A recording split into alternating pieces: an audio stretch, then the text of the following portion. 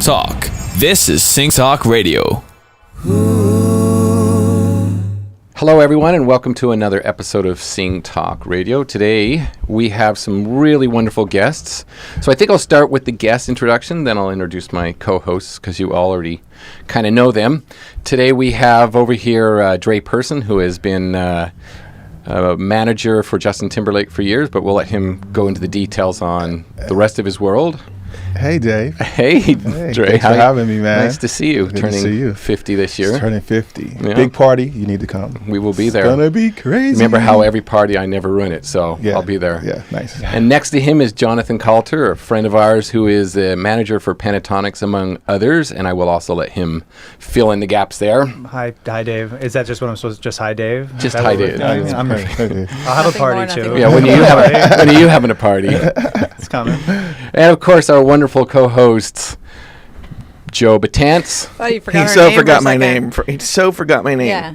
He's like, good. What's that guy's name? Yeah. Shannon's friend. And my wife, Shannon. My friend and wife, Shannon. Welcome, everyone. Fife? My five. So let's start with you, Dre. Fill in the gaps for a minute, and we'll go from there. What do you want to know, Dave? What? Well, tell us all about, besides being Justin's day-to-day manager, all the other things that you do, or even fill in more gap there. I'd love to know more. Yeah, well, I mean, I have a company, Boulevard 34 Music, which we have some artists signed, have a country artist signed to Sony Nashville, have a young man named John Lindow who was signed to Epic, who just unfortunately got dropped. Let's talk about that. Let's do. Why do labels drop talented artists? Joe? Why does that happen?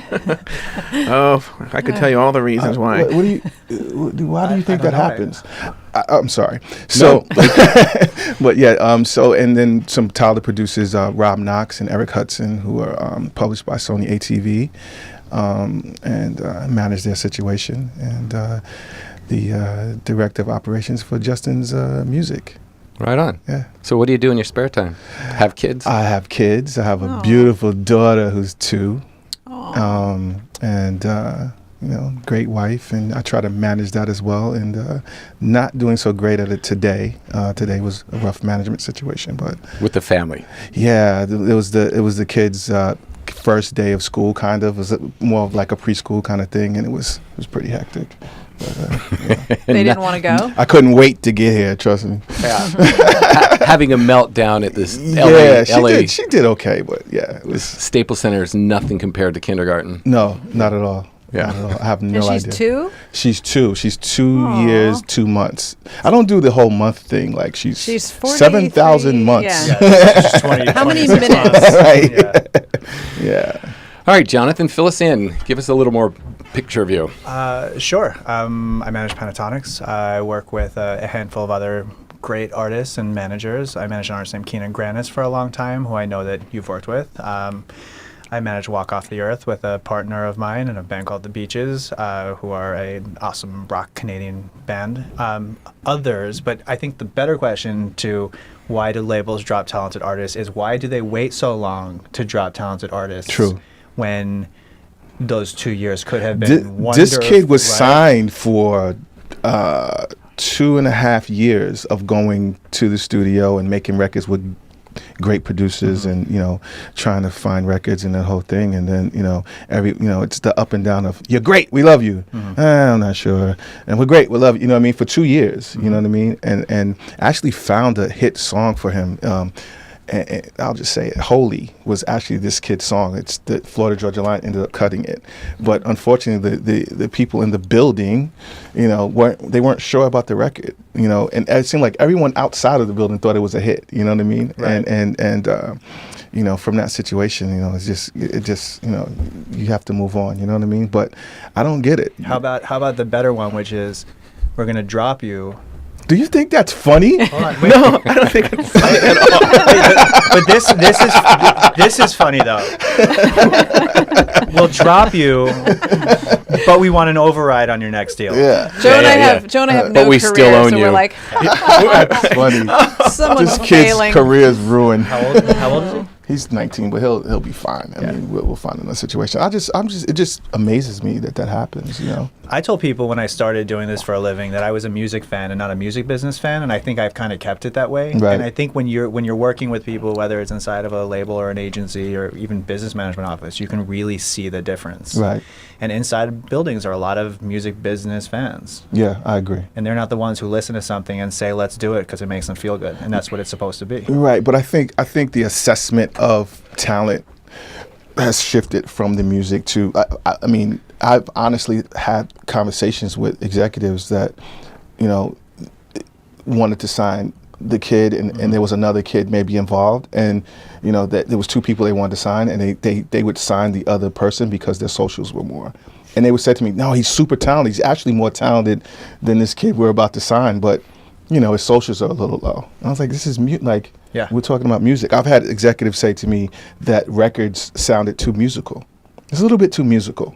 What does that mean? Like musical theater, or like Like it's too much music? Too much music. Too many notes.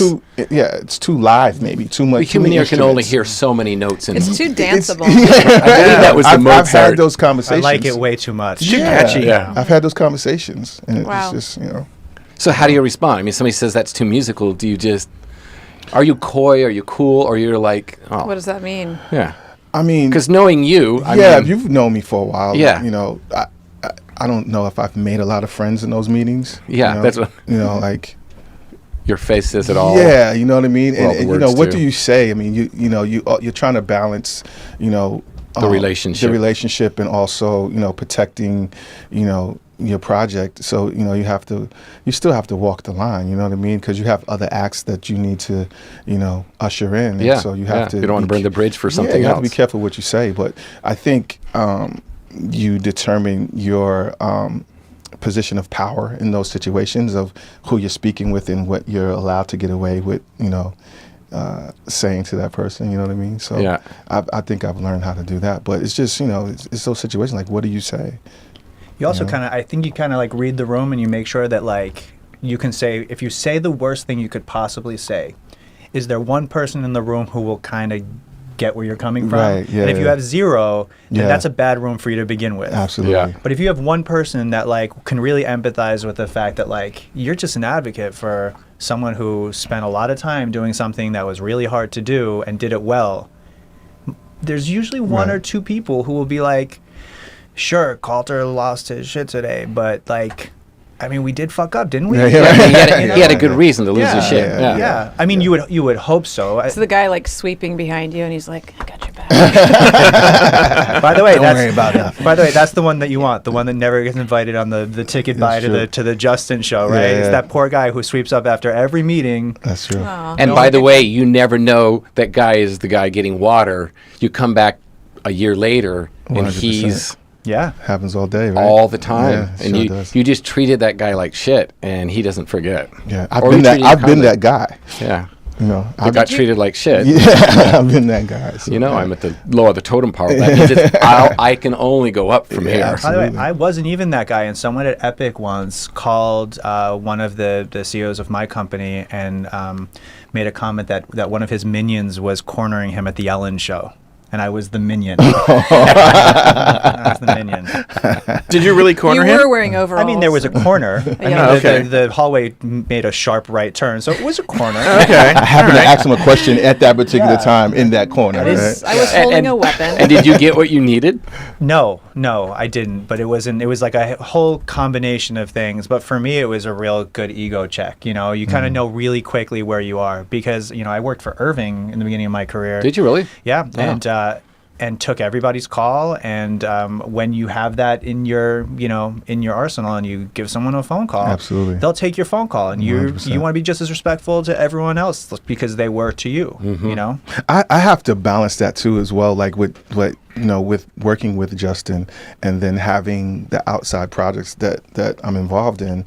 That are a conflict sometime, maybe. Yeah, that, but also too, you know, I have to realize that a lot of times people take my calls based on the fact that they want something from me from Justin. You know what I mean? And No. you know what I'm saying? And I have to balance that and use that in the right way if I need to, but also Use not it get too insulted. much, yeah. Yeah, not get insulted when people don't call me back. Mm-hmm. You know, based on the other things that I'm doing. You know what I mean? And realize, you know, that they're not interested in that. Yeah. You know, I have to suck that up. You know. How did you guys get into management? Like, because that's not a path that you're like career day. You know, it's not like there's no like school for that. Yeah, we were just talking earlier. We're both East Coast guys, and I grew up, you know, in a neighborhood surrounded by music, and you know, my uncle was at the time he was managing Teddy Riley.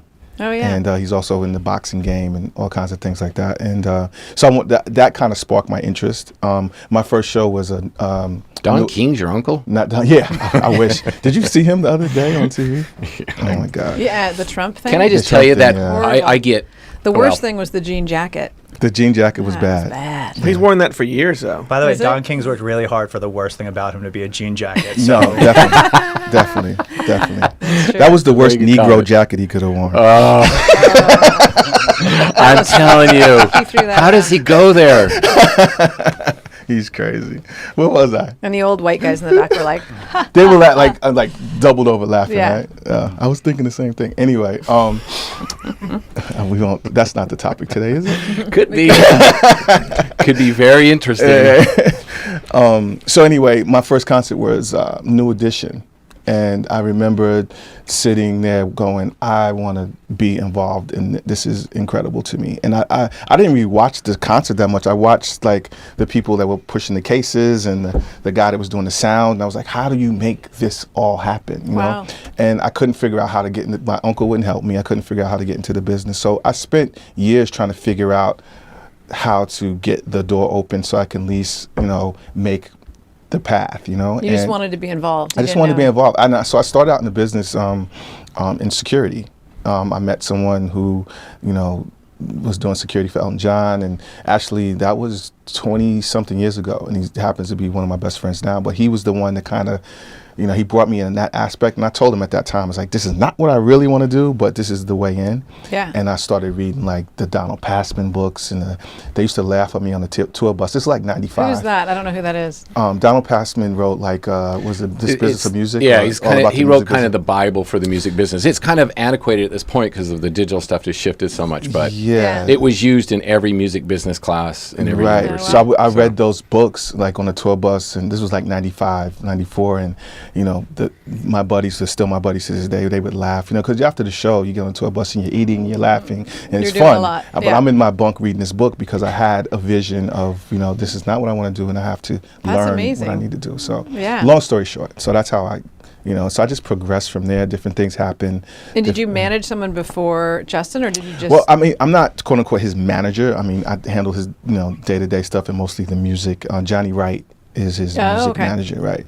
But I handle, you know, a lot of the, you know, the music-related things, and I'm kind of, I guess, the gateway to the music community for him in a lot of aspects. I get a lot of So calls from what you're saying is Johnny rides around and you do the work. I'm just trying to I fill in the say gaps. that, Johnny. I mean, let's just say Johnny gets a percentage and I don't.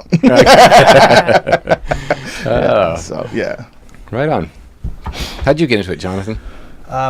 well, first of all, I just want you to know that every Thursday when I'm in the office, we do a New Edition Thursday, and we just blast. Can I come to that? Yeah, you can. I mean, it's Candy it's Girl. 3.5 That's minutes my long. favorite.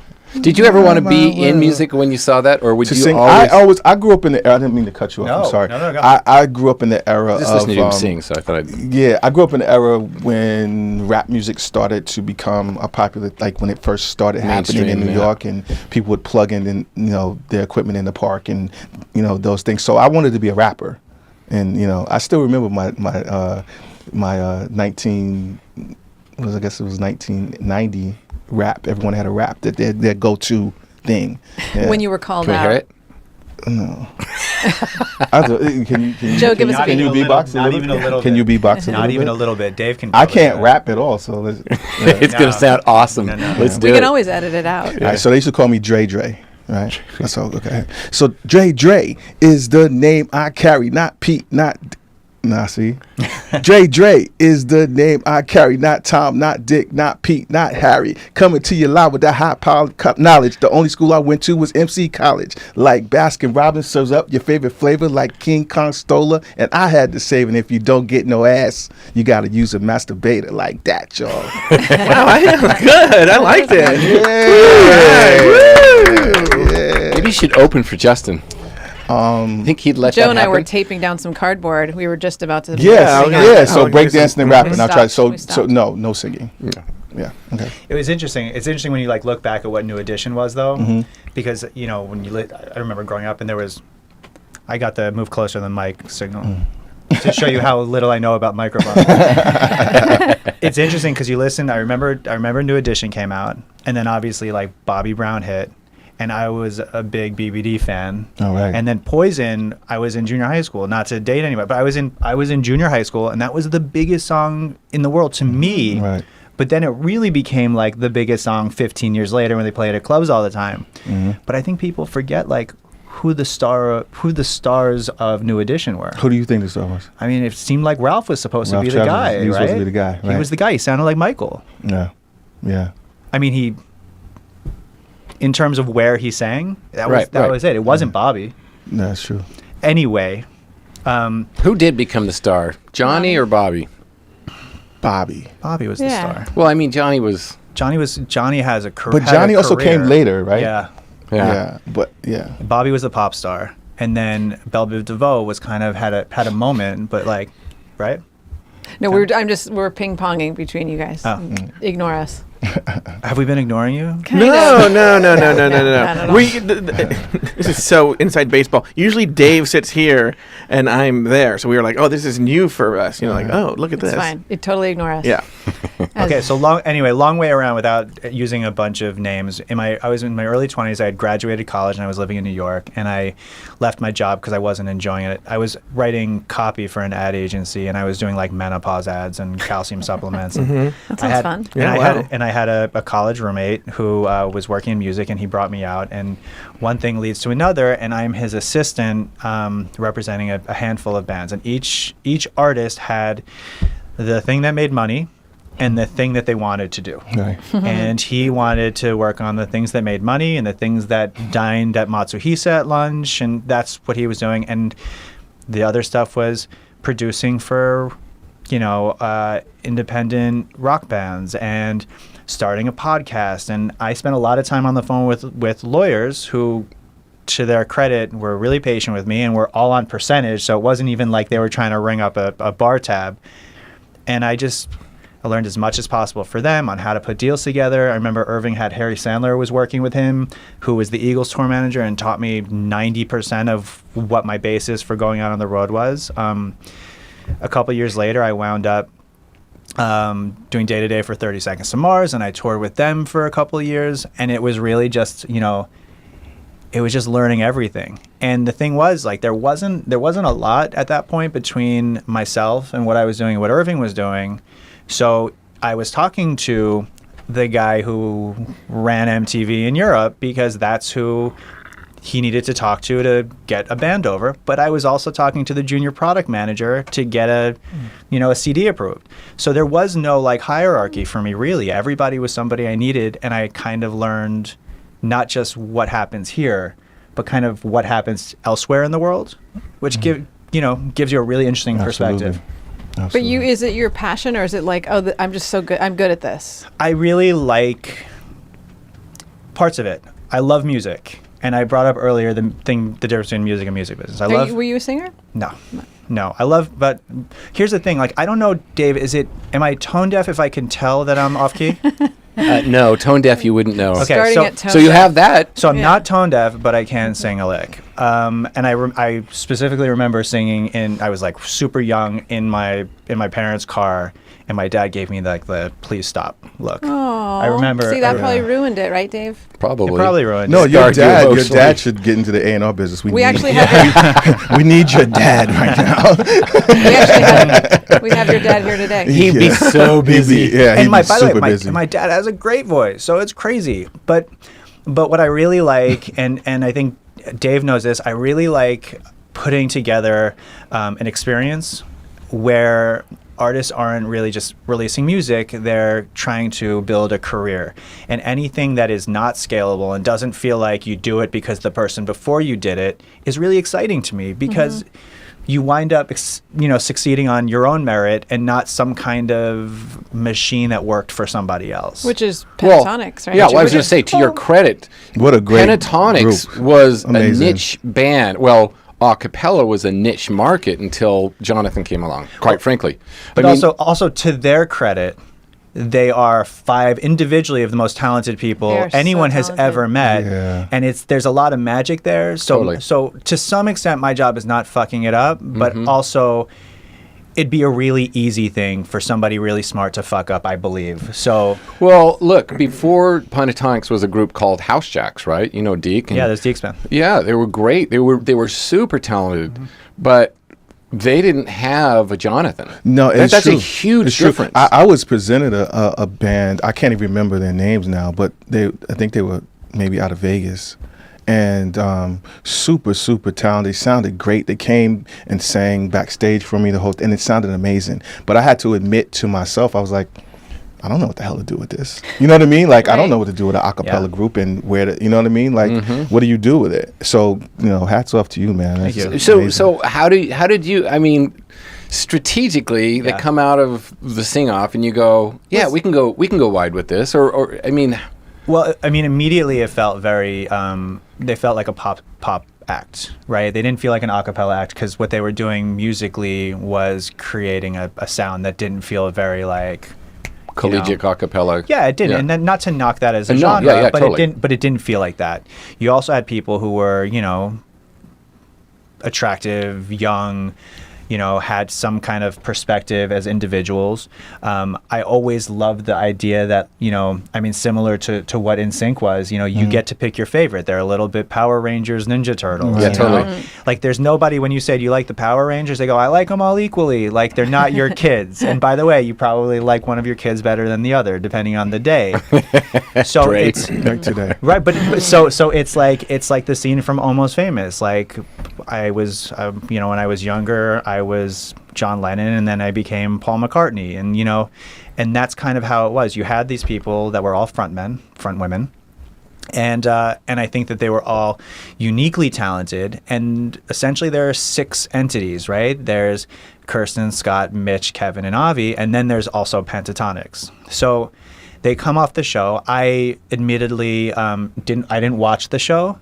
I was in Florida visiting my father, who watches all of these shows, and he had it all recorded. Like, he can't figure out how to text a picture, but he can DVR 17 shows. And he's good at A&R. Yeah, and he said, I want you to watch this. And I remember he showed me a bunch of performances, but more than that, it was they did Dog Days, and Mitch has like a killer solo, and Mitch is like, I mean, as a human, he's a unicorn to me, and I think he's like one of the most talented things ever. He is a freak of nature. A freak of nature. Absolutely. So I watch this, and I'm kind of obsessed with it. And at the time, they're supposed to go to Epic. Epic has the deal. My friend Angelica, who was at Epic at the time, calls me that Monday after Thanksgiving, and she says, "Do you watch the Sing Off?" I said, "No," and she said, "Well, would you like to possibly manage the winners?" And I said, "If Pentatonix wins." And some of that was based on that there were 5 of them and like 12 of the other band. Big, yeah. But I had to meet with Sony Pictures Business Affairs. I met with them, and Epic dropped it really quickly. So for me, the first handful of things were... So before you go on, Epic dropped it. Well, there's been a lot about Epic dropping it, and I don't know if it's so much Epic dropped it or it's Epic didn't pick up the option for it, and I think those are 2 different things. I don't know if it was ever theirs and they signed it and they dropped it, but there was a deal that was made that the winner of the Sing-Off would go to Epic Records. Once again, a talented act gets dropped. So L.A. Reid's over there going, Peter's got it. Well, what I believe has happened in this. So the winner of seasons 1 or 2, one's a gospel artist and one's a Latin artist, and you already have acapella as this thing, and now you're going to go in here. Right. And L.A. Reid takes over at Epic, and someone plays him some live audio from an acapella show at the same time that he's a judge on X Factor. Probably a tough sell for him. You know, I mean, L.A. Reid, outside of running a label, L.A. Reid gets music. L.A. You know what I mean? one of the best. Like, L.A. Reid is somebody who I think if you went in and you had them play a song, perform for him, he would be up here in terms of people who get it. There's a video. People can see where my hand is. So above the it was camera. really high. Yeah. a good foot and a half above his head. So, you know, basically the music gets kept internally at Sony Pictures, who have a distribution channel for their music scores. And that's who's going to release it, and the deal kind of stays for them. But for me, the two biggest things were, one, Pentatonix are magicians, right? It's audio-visual. You got to hear them to understand what the magic is, but you have to see that there are 5 of them. So it seemed to me like YouTube was a great opportunity for them, not because YouTube was breaking DIY talent, but because it was a really great way for them to showcase this skill that they had. So that was one part of it. And the other part of it was, even when you watch the sing-off, and this isn't a discredit to the wardrobe stylist or the directors, they're wearing matching outfits. And you don't wear matching outfits if you're an individual. And pop acts don't wear matching outfits unless you're the Beatles, who are all wearing, you know, black suits and ties, but only in the beginning.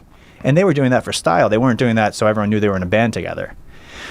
So, I mean, it was the first two things. It was, you know, let's be you. Everyone should be themselves, and we should put this somewhere else. And, you know, from there, it was really just creating a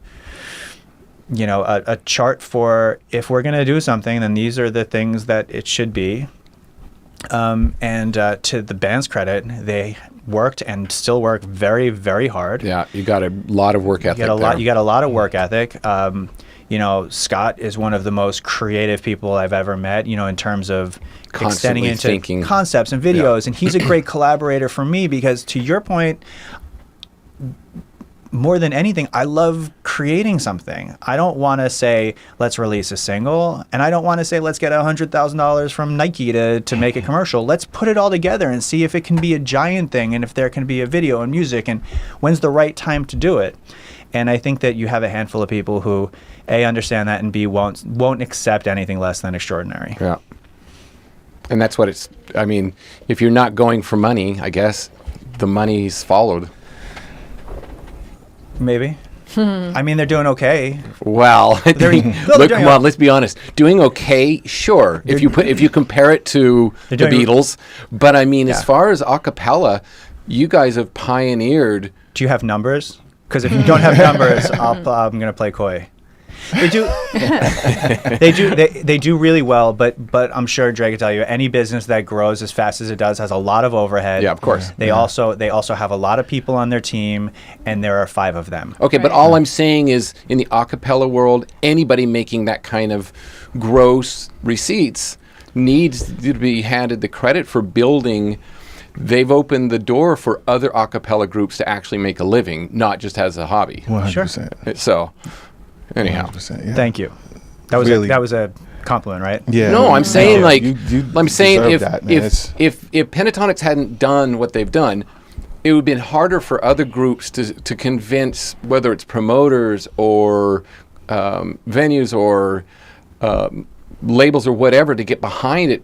You guys, this is like any business where you're developing a widget and releasing it, and people go, well, there's no market for it, and you go, well, wait a sec, over here's a similar product, and they've opened the doors for opportunity. Well, I think you're absolutely right, and I think you're right. It was a learning process. I know when we originally went out and tried to tour, I remember specifically there was a venue, and I want to say Houston. And you can bleep this out if you think this is inappropriate, but Javier Colon had won The Voice or came in second or something, and the promoter in Houston had just put a guarantee on him playing a show, and it was poorly attended. And I could be wrong, this is hearsay, but it was poorly attended, and they weren't going to give us a guarantee. But to me, if you're a pop act or a rock act, you play those venues. You don't go and play performing arts centers, because then you're exactly what people assume you are, and there's a ceiling. Right. So for a lot of those first tours, we did a lot of really aggressive door deals, which, you know, for an audience really just means that you're paid a percentage of the tickets that are purchased instead of being guaranteed money up front. And And it worked for us, and it probably worked to the place where maybe a group like Home Free can go and get advances on some of these. I would also point out that also integral in the success of this was Ben Bram, who arranges with the group, who helped to construct them, because they didn't go onto a TV show as a fully formed fivesome. Right. I mean, they brought some other people on.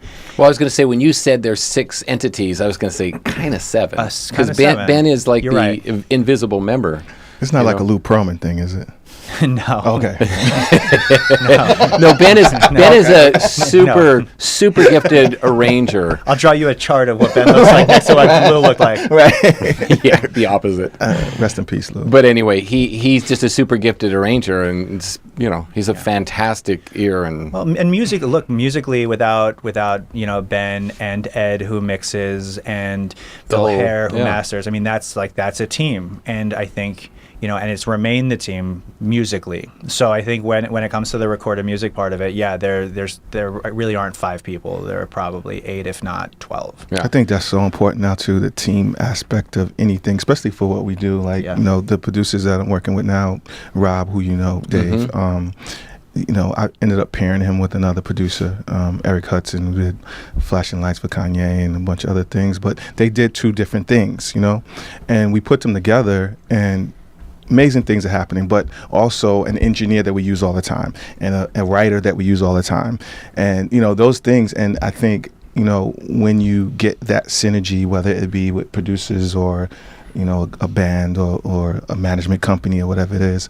I just think it makes such a difference. Like, you can't do it by yourself anymore in this business. Yeah, good chemistry. Yeah. Do you guys feel like, especially with Pentatonix, because it's such 5 individual people, do they all get along all the time? Sure.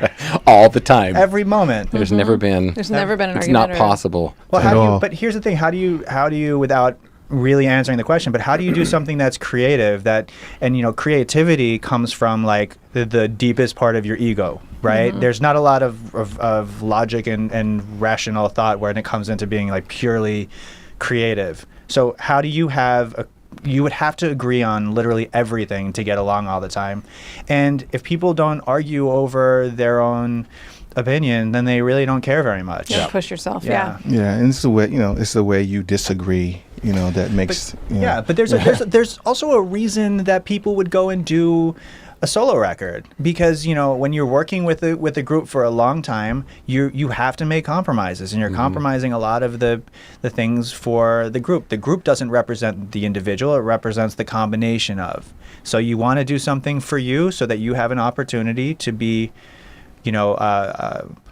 genuinely yourself. Yeah, and most people, most groups, most of the people in a group didn't get into the music business with the intention of being in a group. A lot of people felt like they were solo artists. You know what I mean? And they were. You were involved in management or security or what with NSYNC? Because you started with NSYNC. Yeah, I ended up being A&R for them for the last. Okay. So through Johnny's company, you got 5 guys with 5 opinions. Very strong opinions. Yeah. And you had Justin, who all of them were talented in their own ways, and I'll be honest, some less than others. Some were just very blessed to be in that situation. For the talent level. Which ones? Write it down on a paper, slide it over. Yeah, I mean, all of them very talented, but for different things. But they all worked for the group, right? But then you had someone like a Justin or a JC who vocally were superior to the other members, who I'm sure had that burning itch to be a solo artist. I don't think they once again they didn't get into the business to be in a group. So that's always in the back of your head, like, I can do this, But even take a song like Uptown Funk. I would imagine that if that was a Bruno Mars song, he may have done it a little bit differently. Sure. And if there was no feature on it, it would have had to come out a little bit differently. I mean, anytime you're collaborating with somebody, it's something else, So the long end of the question is, people aren't going to agree on everything, but I think there's a fine line between not getting along and not agreeing. Right. Pushing each other. So I'm really curious, since we're on the Justin NSYNC thing. Okay. In your opinion, why is Justin up here, career-wise. Did you see? Did we see That your was hand? another How way. high was your? Okay. Was it as high? By the no, way, I'm I curious. think anyone can answer this question when it's coming out. So I mean, Well, I want the. I mean, I think for obvious reasons. I mean, I credit you. You credit me? Yeah, I think his career took off because of you. I- If you weren't in the picture, it just wouldn't have happened. I don't believe that. I don't believe that. I think that what he touched on as well is work ethic, and I think Justin wanted, I think he wanted the music a little more. You know what I mean? And I think that he applied that, and I mean just being super talented, that's why. With so was every AJ. aspect of it. Yeah, but I don't know. That's a good question. I don't know. AJ, he's talented, but Justin. I mean, it's like so was Tito. Yeah, I know. But Michael, he wasn't Michael. You know what I mean? The reason I'm asking you this, Dre, the reason I'm asking this is because It's because you want to get me fired. no, not at it's because someone's writing a book. no, because I'm putting myself in the shoes of a listener, going, no, people don't know all of the things that go on, and Yeah. it, as far as an audience member goes, they look at NSYNC and everybody's talented, and how come, I'm sort of just posing that question because I know that from outside the bubble, that's a question people ask. Yeah. Well, the other question is, when you separate, a group of people, first of all, anything that happens after that is partially because of the success of the thing before it. So, Justin's, I'm assuming everyone would agree, but I think Justin's success is partially due to the work that the other four guys put in. Absolutely. So that starts it. But outside of that, you have to wonder if you are talented enough to stand on its own, on your own. Do you do it in a way that is at the same level as what the group would do? And what are you really looking to get? I think one of the things that as a manager I always ask people when they start to talk about strategies and what they're looking to do is, what do you want to get out of it? Because you can't get everything. You can't just say, I want to be famous and rich and have my song on the radio and write all my own songs and own all my own publishing and play arenas. Sometimes splitting a tour 5 ways makes you more money than playing a tour one way. And by the way, the company isn't that bad either. So I think it's really, sometimes you're talented for you and sometimes you're talented for you, but you'd be a better complement to somebody else and vice versa. So I don't think it's one thing, and I don't think not having a solo career necessarily suggests that you're not good enough to have one. I mean, Dave Grohl can go tour all by himself, and people would keep showing up. But he's in a band, and the band is chemistry, and there's a certain magic to that.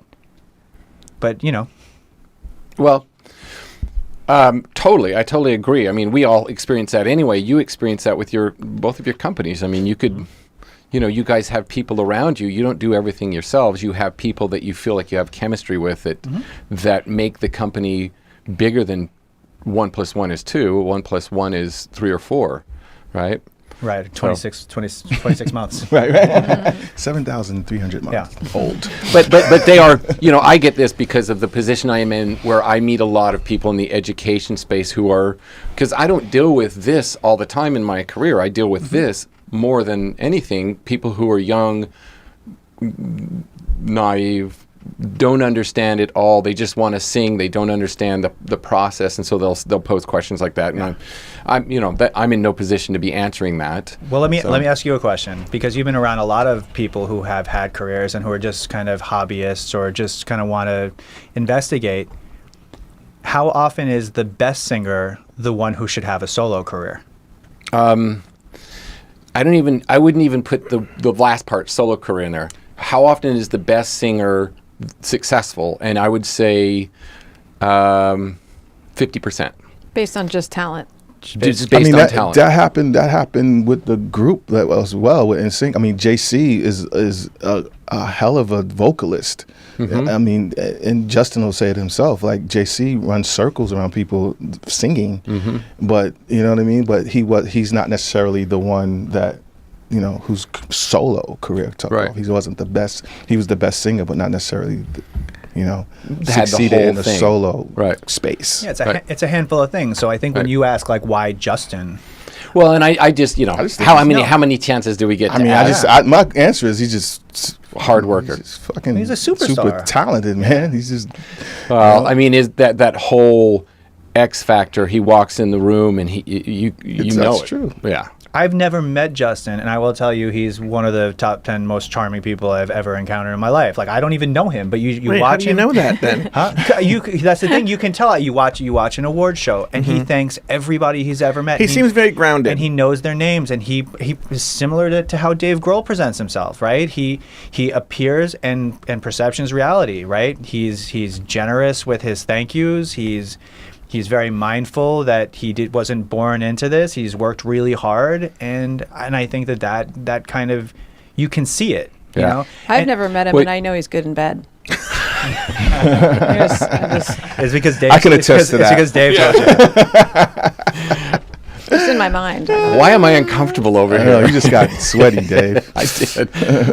I think Justin's his Ellen appearances are his best. For some reason, there's chemistry there where she really allows him to have space and the charm. SNL. He's great. Yeah, SNL's great, but Ellen allows him in those interviews space to be charming, like the charm. He's funny on SNL and he's great, but I don't know. There's a chemistry there when he's on Ellen. I don't know. What do you? What's the question? Well, the question is that have you seen him on everything? Ellen to me seems like that. Well, Ellen's space. just she's just great at what she does. I think she does that for everyone, kind of. Justin Bieber looks like a sweetheart on Ellen. Yeah, that's true. Which isn't to say he isn't, but like she'll make. I mean, Kina was on Ellen, and Kina's sweet and whatever. But Ellen's just really good. She's really good. Darth Vader was on once, and I saw Donald Trump, and he looked amazing. he's like, so maybe I will vote for he was him. wearing a jean jacket. Jean also, jacket. I think. He was wearing a Negro jean jacket. I think Fallon's I said better it again, for guys. Yeah, you did it. I just want to point out that Dre said that. Well, you're the polite version. He didn't do that. Yeah. Anyway, I lost my train of thought. It was a good thing. It's gone. It's okay. It'll Yeah, but come sometimes the joke is more important, Yeah. right? You gotta sometimes. Yeah. This is their train of thought at our Sing house constantly. talk. There's a little intro song. So yeah, I know what I was going to say. So, looking out across the landscape of artists out there, who do you guys admire? Who's out there? Not your client, but who's out there that you admire their career, what's happening, and you kind of know Besides the Joe, process right. of the machine. Like their team is doing a great job. I admire what they're doing. I mean, I don't even think it's a team thing. I think Miley is amazing. I think that the songs that she's figured out, and they're not all like super hits, but she's her. And I think that the thing that you can't teach is how do you be 100% of yourself and have people give a shit. And she's managed to do that. And she's out there, but it's real. And I kind of have this argument with people. I don't want to come out as like an anti-Taylor Swift because that's not what it is. But I think they both present themselves as people who really care about everyone in their lives. And I think Miley doesn't really try to do it. And it just feels really cool and good and organic. And organic. Does she have a new song out? No, she's on. Well, I'm sure she will because she's on The Voice, right? She's She's one a of coach, she's one of the yeah. voice coaches. But like, I just think that like it takes guts to kind of just be that. And if you don't fit a lane, I think there are a lot of people in that female pop vocalist lane that are superstars and sell a lot of tickets, but are ultimately interchangeable. And I don't think she's one of them. And I like that about her. Yeah, How is That's you, an Dre? answer. I love the things that Sam Smith did on the last, just being, in a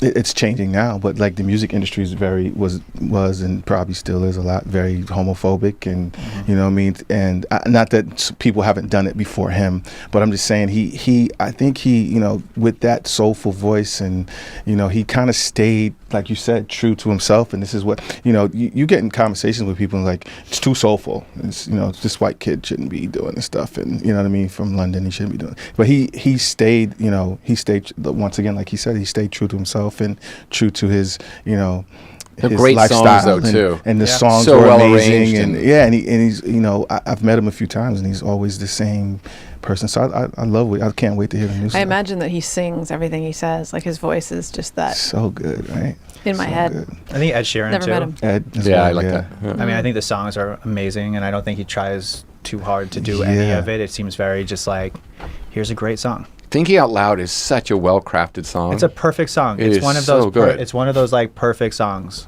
You couldn't. I don't think you could change a chord or a note and make it any better. And I think that's the sign of a perfect yeah. song. I mean, every section of that song is so It's really good, right? and just about the time you're like you've heard it. He goes on to something, gives you new flavor. You know So what good. you know what I really like about it, and I think there are a handful of songs like this. There are moments where it feels like you're listening to a song that you listened to when you were younger. Like there are parts of it where it kind of feels so familiar, and that's hard to pull off. And a great song will make you feel like you've heard it a million times. Yeah. Yeah, instantly. All right, so leading on to the next question about along those lines, have you guys ever had sort of playing the L.A. Reid here? Like, you could have had Pentatonix, but they went over, and now Peter Edge has them. You guys ever have an opportunity that you passed on that you kind of went, shit? You know what? It wasn't really an opportunity I passed on. It was, opportunity that didn't, let's say, Didn't happen. It didn't, couldn't get the deal done. But I think you may know this story. Like, yeah, I'm guessing anyway. Yeah, like I was the first one that Scooter brought Justin Bieber to, and it did the whole. He came. Actually, I brought him to Dave as well. Dave checked his voice out and made sure he was.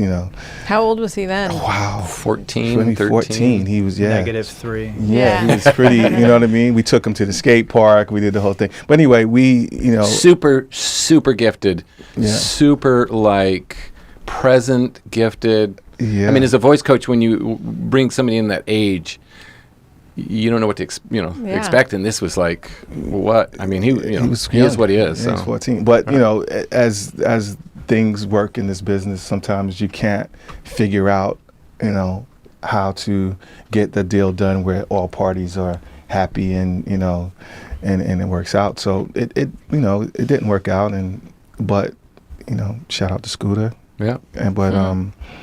Yeah. So my wife kicks me every time she sees a Justin Bieber lunchbox a few years ago. She's over it now. She's Toothbrushes, toothpaste. Yeah, sold out arenas. Yeah. What about you, Jonathan? I mean, I was thinking about it when I don't think so. I mean, to be totally honest, I don't think there's anybody that I've met with artists that have not decided to work with me. I don't think there's any that I was like, if that happened, man, my life would be different. I would say that there are a handful that I think you kind of look at them and you're like, oh, well, that was the wrong decision for them. Yeah. And sometimes you look at it and you're like, I wouldn't have done that. And maybe that was right for them. Right. I will say that early on I worked with Mark and Travis from Blink. They were doing Plus 44. And I have like a real a hole in my heart for every time they do something good. I'm super happy every time they do something really well. And I think that's one that if I could have continued working on it, and I think it was mostly out of my control, that would have been a really great group to keep working with. Yeah, and I tend to be, hopefully most of the time, I tend to be honest with myself on what my capabilities are with a particular artist. Someone brought me Bryson Tiller as well, and they played. I was in my backyard. They played me some records or whatever, and I didn't get it. I was like, I don't. And even at the time, I'm almost 50. Well, I'll be 50 soon, and I just didn't get the music. You know what I mean? And he's had some success now and etc. But not that I'm kicking myself about that. But you get in those situations, like those moments, like I don't really get it. Yeah, but do you get it now? Do you get it now? I get it now, as it pertains to why other people get it. Right. You know what I mean? I don't even know who that is. Do you? No, I'm no idea, and I'm not 50. I'm like, oh. No, I'm not either. I'll be 50. Oh, that's right. You're right. Birthday party. Yeah, that's right. Okay. But there are artists. I mean, I remember being at South by Southwest maybe like 7 years ago, and TV on the radio was playing, and people were like trying to climb over people to get in, and I was like, you can take my spot because I don't get it. Like I understand people love it. But sometimes, like, if it's not something that really speaks to you, that you understand kind of the math of it, then step away. Yeah, totally. The amount of work that you guys put into an act, You got to be passionate about it. You got to believe in it, right? You have to, because your phone doesn't stop ringing. You get asked to put your phone on airplane mode, and you have to find out what the Wi-Fi is so you can still get emails. Well, but I remember, by the way, do you know Damian Smith? Of course. So I remember Damian and I used to work on Raphael Sadiq together. Yeah. Damian still manages the guy, and I remember we were on a Southwest flight from like San Fran back to LA, and he's sitting across the aisle from me, and he's on his BlackBerry. And they say turn off the phones, and I kind of look over at him, and he's like, I'm not doing it. It's not happening. Yeah. And you just leave it on, because that like extra So 6 the plane minutes. crashes. I mean, So that was never real anyway. But well, there's why a do good. they do that then? I'm not sure, but there's a really good moment in like the first 4 minutes of The West Wing when they ask Toby to turn off his phone, and he goes into like a whole thing about the plane and the new GPS or whatever, and who knows if it's true or not, but Sounds good. I just referenced that. Yeah. I was like, I heard somewhere on a TV show. Somewhere really important. it was on the internet, so it's Fact. true. Yeah. It's gotta be, right? Yeah. It's gotta be true. Yeah. But the artist phone's not ringing, that one's the one you have to put the most work in to get the phone ringing. And if you don't believe in them, Well, I think there's a reason you talk about a lot of developing artists pay a higher commission to managers. Yeah. And I think it's tremendous amount of work. I think that there's like a hills and valleys, right? And I think the most work winds up being for the thing that hasn't started and has no real momentum, and then the thing that's kind of has gotten back up the other side of the hill, because that gives you opportunities to create work. It'd be really easy to glide on something successful, but if you're that successful, then there are other opportunities that you have to seek out. It's kind of like and truthfully, the work kind of continues throughout. But to get something to start from a standstill, it's a little bit like Getting the momentum like going. the Sisyphus thing, right? It's a lot of pushing the rock up the hill. Yeah, and you have to have a certain skill set and understand what your skill set is. Like, I know a lot of incredible managers who won't take acts that are developing because they're like, I don't know how to do that. You know what I mean? Like, I know how to run to the fire. I don't know how to start the fire. You know what I mean? And you just have to be honest and know what your skill set is. Yeah. Well, and you were talking about missed opportunities, but isn't it it's a marriage, right? Pretty much between you and your artists, I would think. Sort of. So then you're like, I'm going to bring in a sister wife band. I want to see how you guys feel about that. It's intimate because you're actually you're quote unquote in charge of someone else's dream. Like, you know what I mean? It's And huge.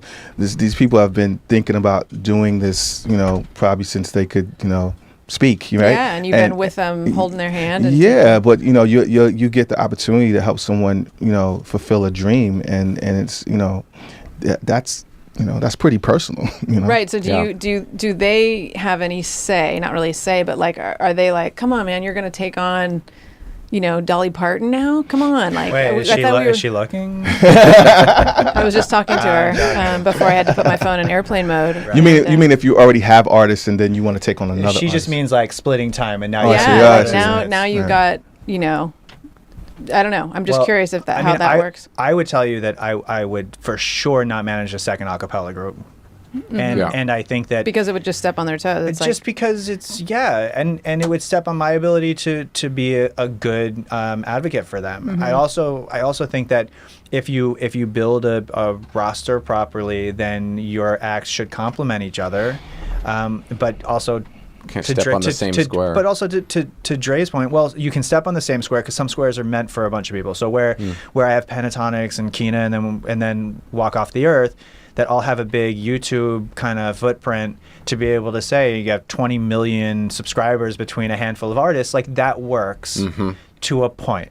That works to a point. But if you get to the point where they're like, all right, well, which one do you want to do X? Yeah. Then all of a sudden it conflicts again. So I think, Dre had said, you really have to be aware of your limitations, and that just doesn't mean skill set, it means time. Right. And then to a certain point, I'm single and he has a child. Right. So my time, which is just as valuable as any's, I have to be mindful that I can keep a slot of it open, but Dre doesn't have a slot.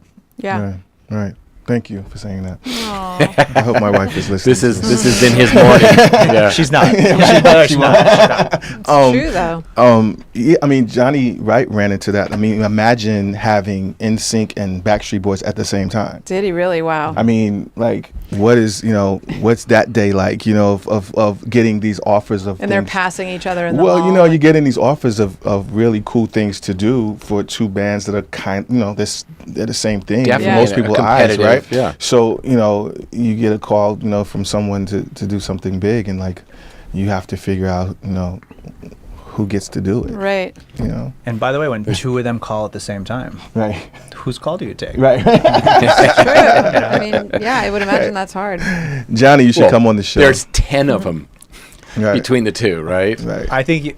Never mind. I'm gonna shut up now. No, go ahead. We want to hear it. No, I was just saying there are 10 of them, but like if there are some of them who I would imagine at some point realize that if Justin's calling, some of them know that if Justin's on the phone, Johnny's not getting off. Right? Right. I mean, They don't want to didn't have know call that. no, they don't. They don't Back want to then? know, Yeah. but Yeah. they'd be mindful of the fact that like if Justin needs something, Busy they signal. need him to kind of be at a certain place to execute his role. And I'm guessing, I have no idea. Yeah. I don't know either. I don't know how that would fly. Well, it doesn't have to anymore. well, I'm just saying back then. I mean, Yeah. that's yeah. No, it's a tough, Yeah. That's but to his point, you have to build your roster to a place where you understand the dynamics of it all, and not, he wouldn't sign another acapella group, right? Right. I mean, not knocking Johnny, was brilliant. They managed to They made it figure it work. out, but Well, I it's mean, they tough. had, from my understanding, I mean, with everything he and Lou were doing, there was many of these. Who's Lou? No, I'm just kidding. Let me draw a picture. But there was many from the compound and things they were developing, and it just happens that those two. He had a great run, man. He had NSYNC, Backstreet Boys, and Britney at the same time at Wow. the height of their careers. Wow. Talk about the lottery, huh? I bet his podcasts or whatever were all air conditioned, right? They had silent air budget in conditioning. here. So shifting a little bit. So I get this all the time because, again, I deal with such tears, right? And I get this all the time, especially when I'm on panels for different educational things. And it's this, how do I get a manager? And it's this constant, like, in fact, I had this last week with a girl and her mom who moved to LA, and the first thing they're doing is looking for a manager. And I'm like, I don't know what there is to manage. You put yourself in the right place, I think, as an artist to be managed. I mean, like, I still like going to see unsigned live music, and you know what I mean? Like, you have to put yourself in those situations to be managed. I wouldn't, someone just calling me randomly saying I need a manager wouldn't be, Some of you would want to sign. for me, I don't know. And I mean, I would listen to music if you sent me music. I generally would listen to it, but I think first of all, be manageable. Right. Because some people aren't manageable. And What some is that specifically? So some people aren't manageable because there are a lot of cooks in the kitchen. I mean, you right away, a girl came out with her mom and they're looking for, well, is the girl looking for, or is the girl and the mom combination looking for? Mm-hmm. And does she think that her daughter is Britney Spears? Because if she's not, then there's already a problem. Mm-hmm. And what are her expectations? And when I say, are you manageable? I mean, do you have an awareness to you? Did you win a contest in your hometown and you're 16 and you think that people get signed and have albums that come out in 12 months? It doesn't really happen like that. Do you want to release the first 6 songs that you ever like? Don't you want to release, or, write 50 songs and see which 10 stick? I'm not really sure what the answers are, but the thing that I would... Well, all of those things are important. I mean, they're all important to me, but I think that the two things that I would look at first is assuming the music is there, right? You start with, is there talent? Is there something, even if the song isn't there, is the music, is there an upside? But is the person manageable, and how strong is their identity? Because to the point about having time to develop something or not developing something, and you're talking about from scratch, how do you find a manager? It's really about do I know what this is? Because I don't want to tell someone who they're supposed to be. Right. It's a waste of everybody's time. Totally. You can change your mind. Well, and I think there's also some unrealistic ideas that if you have a manager, it'll fall into place. Well, and a lot of people want someone to tell them who they are. Yeah, Just and tell me, that I'll too. do anything. Tell me who I am, and then I'll do it. I mean, we ran into that with one of our artists where, you know, we were at a point we were recording so much, and, you know, we'd send in music, and like I said, there was the flip-flop of we love it, we hate it, we love it, we hate it. And the artist got to the point, and being so young and wanting this so badly, Right. that they were like you said, like, we'd I'll give do him whatever you want. We gave him some bullshit record, and he's like, "Cool, if you guys like it, or if the label likes it, I'll sing it." And then the label will go, "Well, we don't want to." He doesn't even know who he is. Right. Yeah. Why would we? You know what I mean? Yeah. Because and it's not the artist's fault. They're just trying to come out. You know what I mean? Right. So, but you're giving them, you know, a pop record and then a rhythmic record and you know, all these things Yeah. that now everyone's confused, especially the artist. Right. And it's not good for anyone. So, like you said, an identity. You know what Know kind of who you are, Yeah, even if you're absolutely. 12.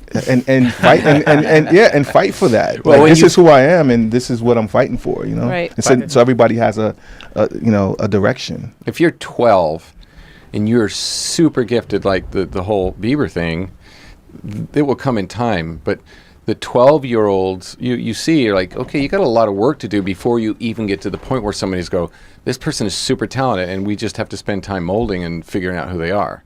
And it's just unrealistic. So And you have to have people around that those kids have to have people around them that are honest. You know, it's, you know, having a daughter, you know, and, you know, I've known Dave for a long time, and I feel like I would tell my daughter, like, you know, this might not be, you know, if your daughter can't sing. Right. You know what I'm saying? Right. Like, it's like, you know, if yeah, that's, but here's the deal. Yeah. You guys might, but most parents have this emotional connection, don't and they know, Dave. can't see it. They can't see it.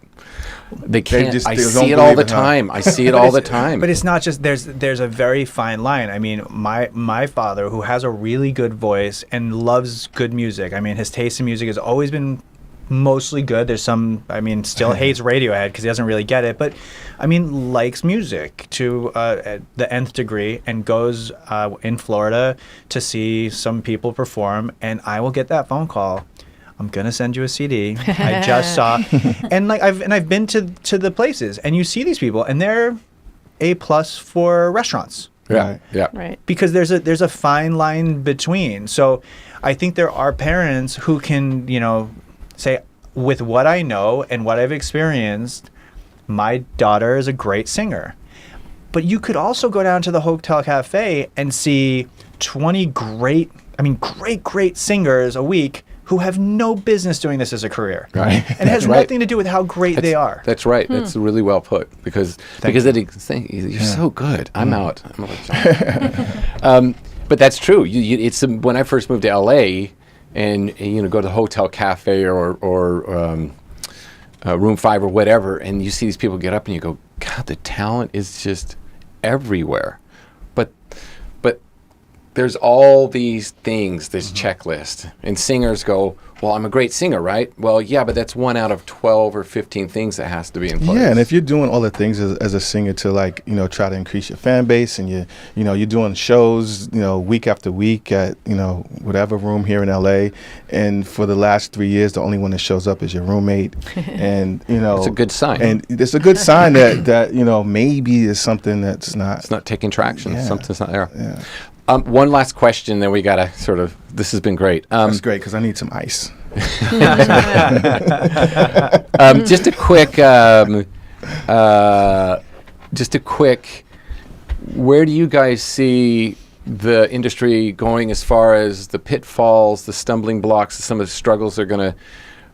Just a really quick wrap-up question, Yeah. Dave? Yeah. Just a real, just I know. Wrap This the is whole probably, industry we in- probably should have started with this one. Maybe it's too much. I was just curious from your perspective, because you guys are both dealing with all of the things that are changing so quickly. I will be the first to admit I'm not. The streaming stuff and the social media things, and I have people around me that are very versed in those things. I'm really rooted in the music, and just I feel like, you know, if I love the music, that it starts there for me. and then everything else we figure out. But I don't have a grasp on, the analytics of how to make something hot. You know what I mean? I don't know how to go down that road, for me, And maybe that's just the honest, like, who knows? That's why I don't know. I couldn't answer that question for you. I don't have the answer. I wish I did, because I would have a meeting with Doug Morris tomorrow, but I don't know. By the way, I don't know that perspective isn't the one that isn't gonna win, because I think that the problem with the data and the analytics is it gives you some information, right? And I remember when people started launching videos on YouTube, they'd say the best day to release is a Tuesday, right? Well, some Tuesdays come after a long weekend, and some of them there's an election, and some of them, and it depends where your fans are and how good the song is and how good there are a million different variables. You get mixed up in the gamifying of this stuff, and you're missing the point. I mean, you can Shazam is now an indicator of how a song is doing at radio, right? If you play a song in a market and it Shazams, that means it's successful. That's one of their ways of researching. And if it doesn't Shazam, it's researching poorly. But when Adele's on her third single, who doesn't know that that's Adele singing, Right. So I think at the end of the day, I mean, how many of us in here Shazam enough to make that? I mean, maybe we're just not the demographic. Well, but. it's really is like a top 40 hot AC. I think the urban stations probably also, but I think my point is that all of the things that generate data, whether it's Spotify or YouTube or Twitter or Instagram, Spotify, all of those things are really meant for an artist to have a real relationship with their fans, because that's always been the most important thing, and that will continue to be the most important thing. And if you forget about two things: one, fans know when you're full of shit, and nobody likes a bad song. Right. And if you remember those, those two things, you have a shot. But I don't think the industry, I think that the way people are selling things is going to change. I think that, it's still, if you're on the radio, you got a shot, right? If your song is synced, you got a shot. But neither of those guarantee you're going to have a career, because I still don't know what Daya looks like. I don't. And I've heard that song a lot, and I really like the song, but I don't know what she looks like. It has never been presented to me. Right. I think that the Great Big World song, amazing song. And maybe Christina helped that get on the radio, but I love it, and I wish the best for those guys. But they had a song that was a top 5 song for like a year. Yeah. I mean, you have people with crazy analytics, and you go to the show, and where are these 3 million followers? You know what I mean? Right. Like it doesn't connect. Translate. Yeah. I will say the one thing I would never do, and this is like a side advice: never fake your numbers, because they're going to catch up to you. If there are ways to fake your numbers, that's there for someone to look stupid one day. Yeah, absolutely. Oh, yeah. I mean, sort of, that was a learning lesson over there too. Yeah. Without on Match.com? digging into that too much, but No, Match.com, you have to fake. You have to. Yeah. I'm 6'3" on Match.com. by the Are way. you? Yeah. Wow. And I manage Justin Timberlake. Wink. So. you're also not white. So, all right, we have to wrap up. God, this has been great. I would love to do a follow-up with you guys later, because I have about a dozen more questions, but none of them about the business. I mean, I'm in if he's in. Anytime. If he's not, Jonathan, I definitely have to dig into some of this rumor stuff.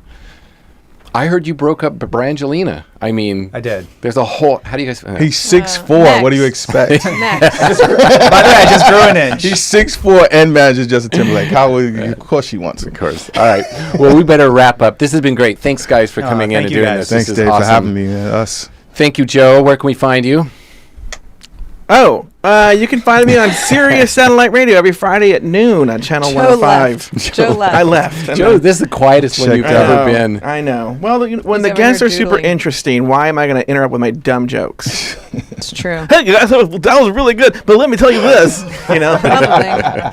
Well, we appreciate your presence, then. Well, I appreciate your presence, Dave. And thank you, my wife, and See you at home. yeah, and thanks to Dre and Jonathan for coming in, and thanks to Darcy for helping produce it, and TNS. Congratulations to you guys too. Thank you. It's awesome. We've made it 2 years. It's awesome. Amazing. Good Lord. Barely. No. That whole thing about arguing, we've never argued. Is that a bad sign? No. On next, Sing Talk. All right, we better wrap it up. Thanks, everyone. We'll see Thank you you, next guys. episode.